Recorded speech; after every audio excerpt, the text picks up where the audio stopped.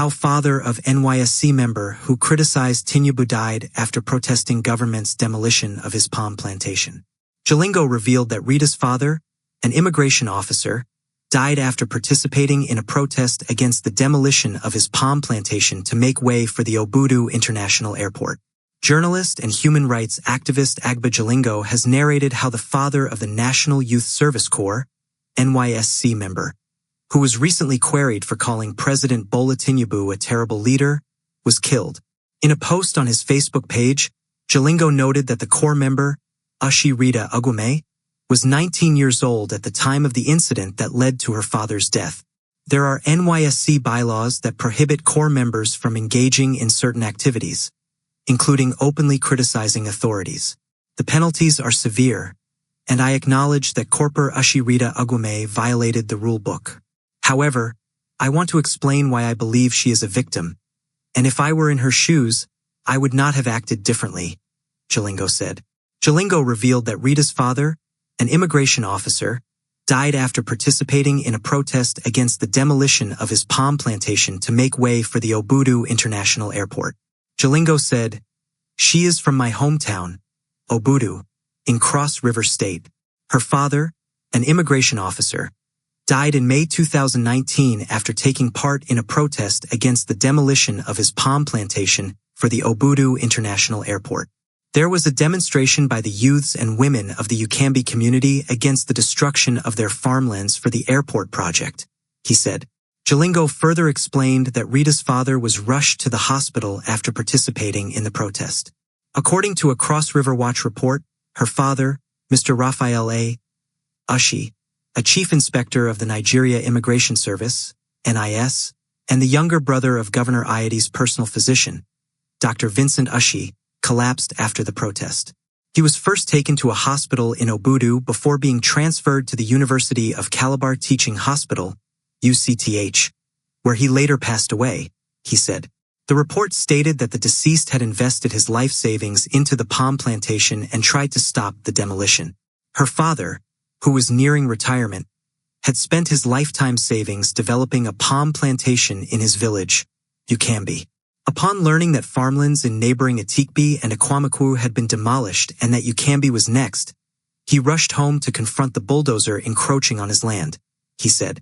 He arrived at the site in his uniform and stood in front of the bulldozer, attempting to stop it before other community members joined him. He actively participated in the protest but later collapsed.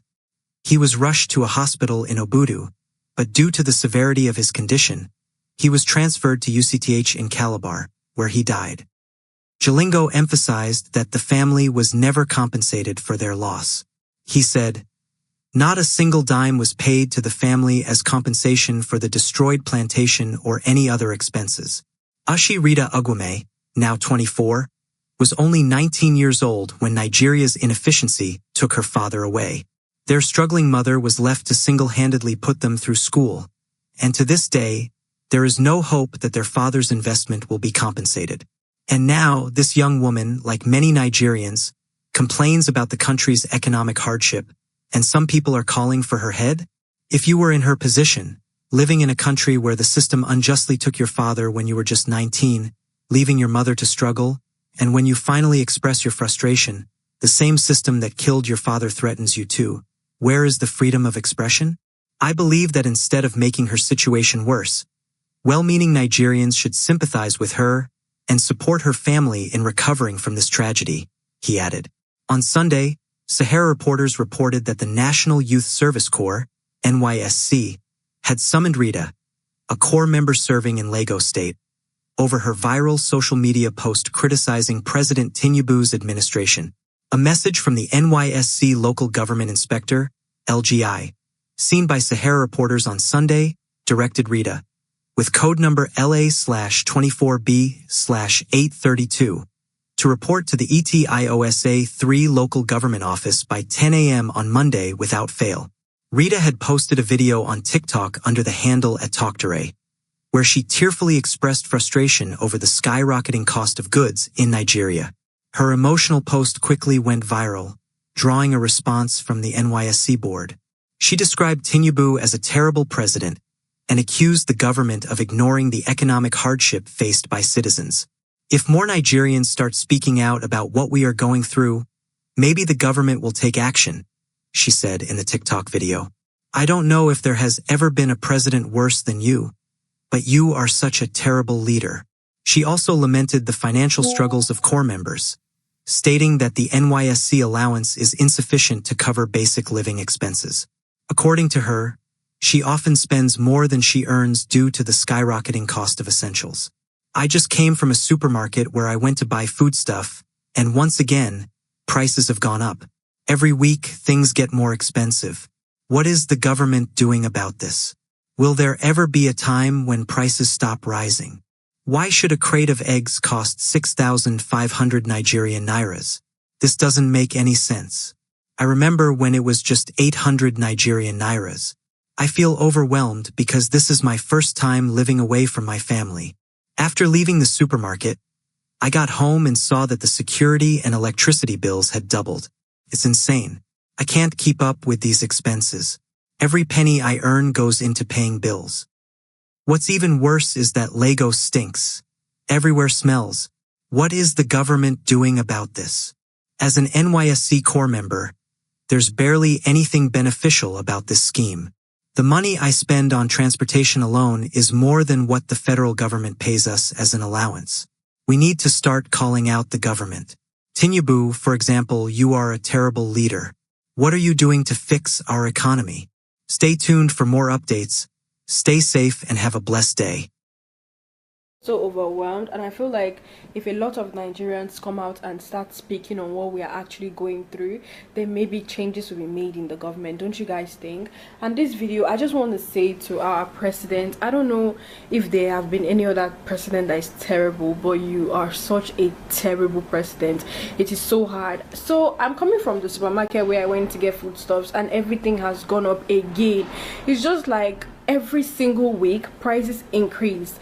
I want to know, what is the government doing about this increment? Is there going to be a particular time where prices will stop going up? Is there going to be a particular time where things are going to go back? Guys, why am I going to get a crate of egg and they're telling me it is 6.5? It doesn't make any sense that egg will cost 6.5. Like, I literally can't remember when egg used to cost 800.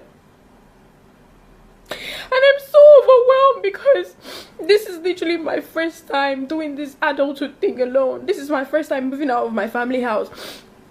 This is my first time living by myself. And not just that, after I left the supermarket and I got home, my security is bringing NEPA bill, and NEPA bill has gone up by 2 times. Like, it's insane. I can't keep up with these bills. I am so overwhelmed and I'm so exhausted. Every single money that I have been making, I'm using it to pay bills. I don't even get to live properly.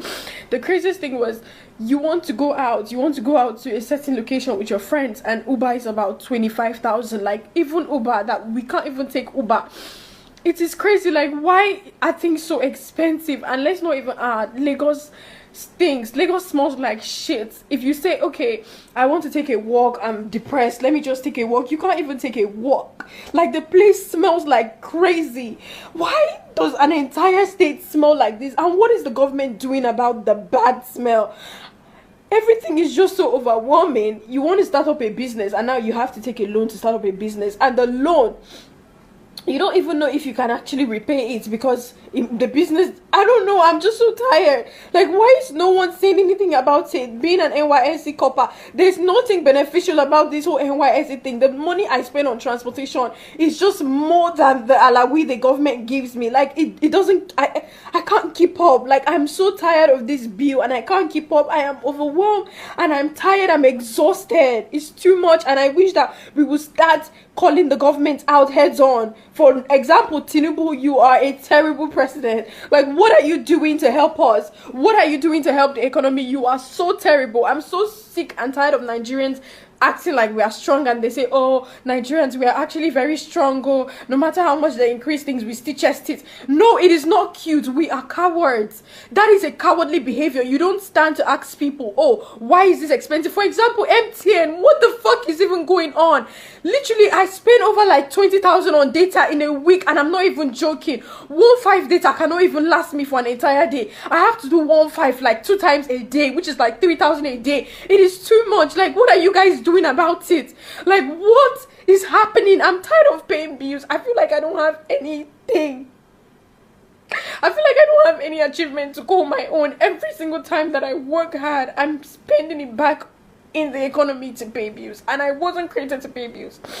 I'm just really tired, and I just want our money to count for something. And when is the government going to actually start working? Because Nigerians are so classist.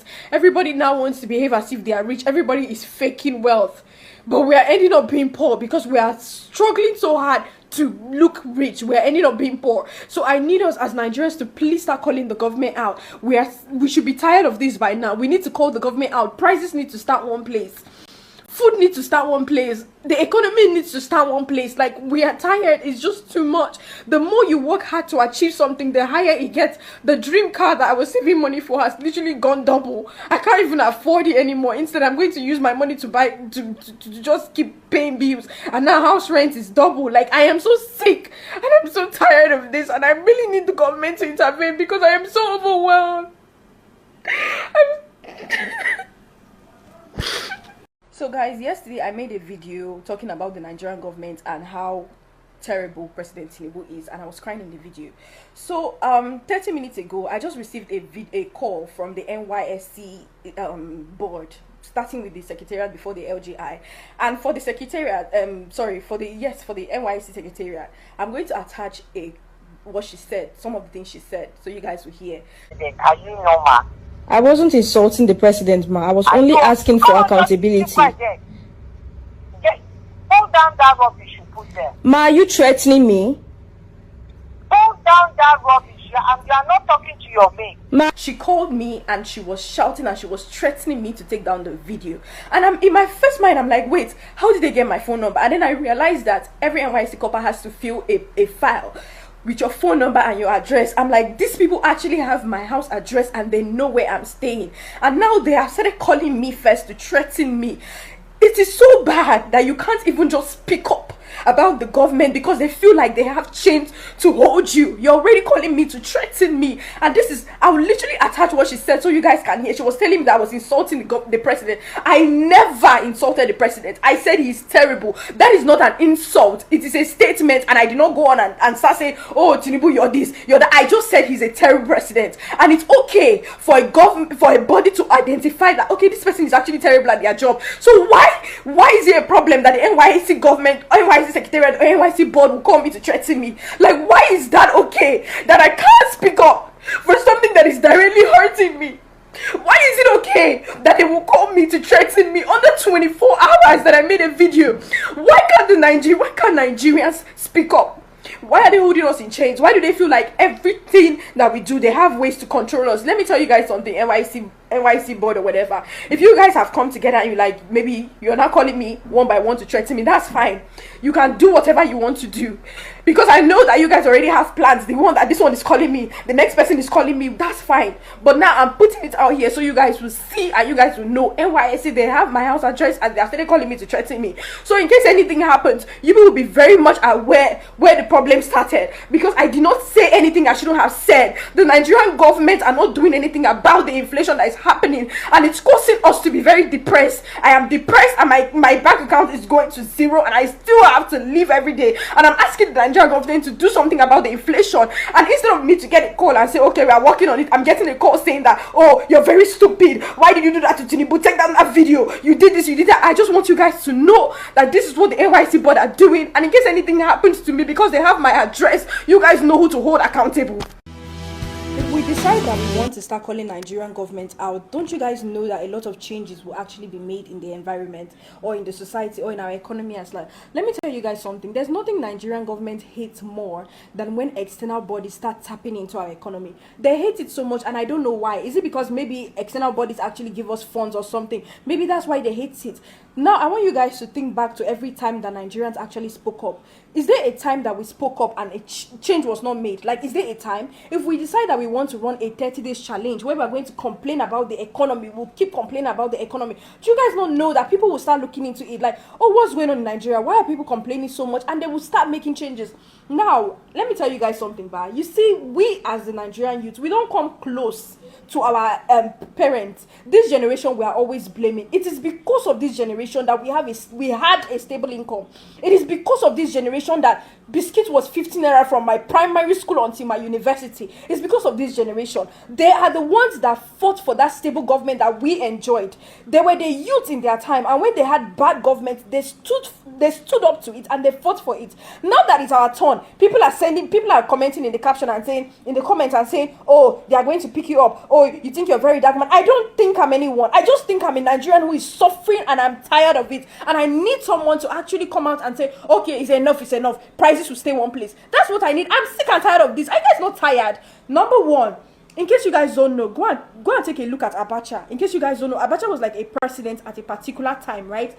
And there was a time where our parents had to start using something called Abacha stove because they couldn't even get kerosene. What happened to Abacha? I don't need to be the one to tell you. Go and look up history and know what happened to them. What happened to him?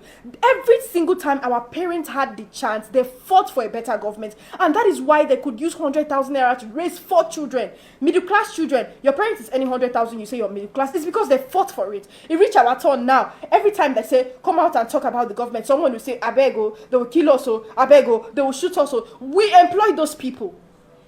It is because of us those people are in power. It's because of you. You voted for them to be in power. They are working for you. If you don't hold them accountable, who is going to hold them accountable? Who will hold them accountable? Because we are so used to adjusting to the system that they don't see that there's a problem. If you come out and you speak, there's a problem. They need to hear us and they need to make changes. Now, let me start first. Which state are you located in? You need to start calling out the governor of that state. It's not only the president we hold accountable. Hold governors accountable. Now, let me start with Governor Sanwo-Olu. What's up with you?